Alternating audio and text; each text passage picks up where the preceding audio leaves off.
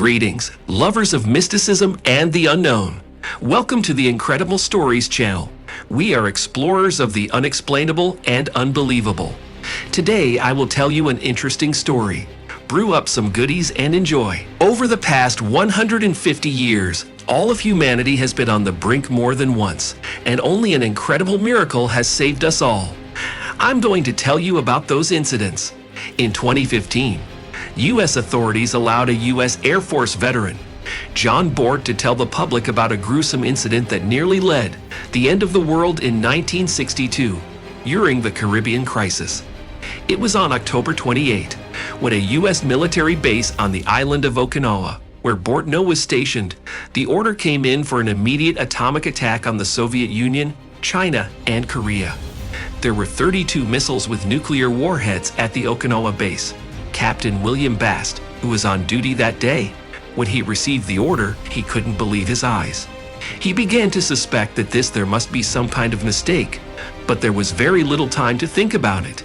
Captain Bast was confused by the fact that the threat level in the order was labeled DEFCON 2, even though nuclear missiles can only be launched according to regulations, only at a level of DEFCON 1. Then Bast thought that Okinawa might have been the first target of a Soviet missile attack, and the headquarters at U.S. territory sent the fastest signal as quickly as possible, forgetting to raise the threat level to DEFCON 1. Captain William Bast found himself in a very unpleasant situation. At that moment, he had the fate of humanity was in his hands. He knew that if he carried out his orders, he would immediately die along with the entire planet. He was also aware that if he did not, but the threat was real, he would still die along with the entire planet. Well, if you can't see the difference, why launch rockets? There was a chance that it was a false alarm.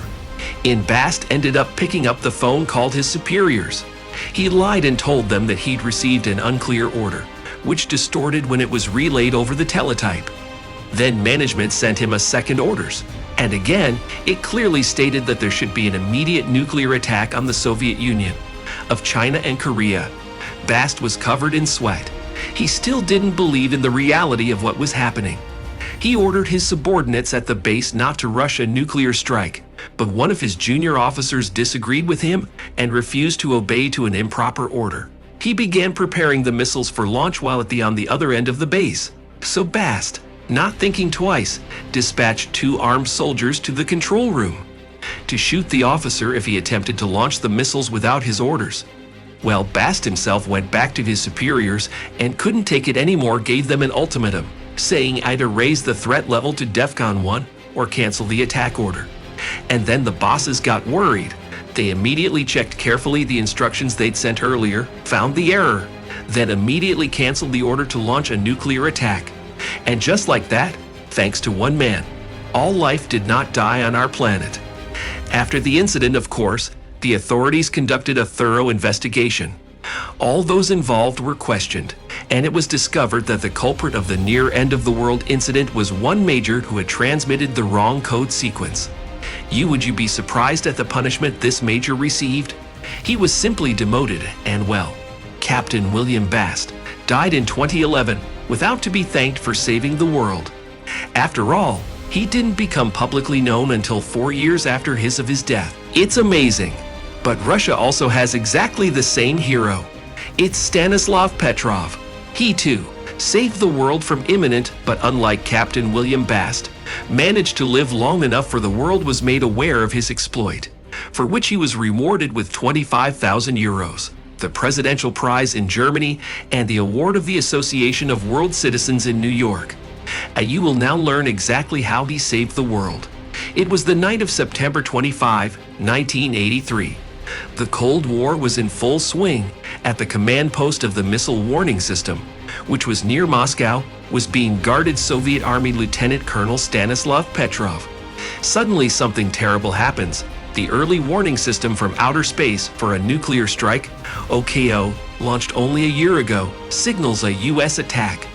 Satellites monitoring bases in enemy territory have detected flashes of intercontinental ballistic missiles. Automatics showed heading toward the Soviet Union 5 missiles MINITMEN, which were armed with thermonuclear charges. Petrov was obliged to call Andropov immediately to give for a retaliatory strike. It was counting on minutes were counting. We had to act now. But his deductive intuition told Petrov that something was not right. He wondered, why did the US only fire 5 missiles? If they started a nuclear war, 5 warheads is definitely not enough to destroy all the strategically important Soviet facilities.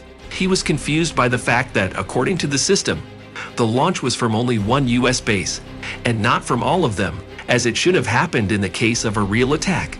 In addition, no second wave of missiles followed. In this regard, the officer suspected something wrong, but there was too much at stake, and Petrov was already frantically reaching for the red telephone receiver. Another problem was that once the nuclear missiles were launched, they could no longer be recalled, as they usually do with airplanes, so there was no right to make a mistake. But then Petrov still managed to pull himself together, and guided by common sense, decided that it was a glitch in the system, and made the fateful decision to ignore the instruction to launch the missiles automatically from the United States, and reported to the Soviet Union command that the alarm was false. Petrov violated all instructions and rules by declaring the alarm false. The subsequent investigation showed that he was right. There had been a malfunction in the alert system, caused by sunlight reflected from high-altitude clouds hitting the satellite sensors. Changes were later made to the space system to rule out such situations. This incident, which nearly sent the entire planet to hell, was classified for years. Only in 1998 was it declassified. Petrov later revealed that he was not supposed to go on shift that day, but was just filling in for someone. He also added that one had to have truly iron nerves not to panic. Petrov admitted that it would have been easier for him to act strictly according to instructions and pass it on to his superiors. And if it had been him, a man with no engineering background, he would have done so. In 2006 in New York, at the UN headquarters, Stanislav Petrov received a special award from the International Public Organization Association of World Citizens. It is a crystal statuette, a hand holding the globe with an inscription engraved on it, "To the man who prevented a nuclear war." Well, in 2016, Petrov won the Dresden Prize, awarded for the prevention of armed conflict. This prize includes 25,000 euros. In 2014, a documentary feature film about Stanislav Petrov was made in Denmark entitled "The Man Who Saved the World." Sadly, Stanislav Petrov passed away in 2017, at the age of 77. But he went down in history forever as one of the real-life superheroes who saved the world. What did you think of it? Write in the comments. Be sure to get likes, subscribe to our channel, and check out other amazing stories.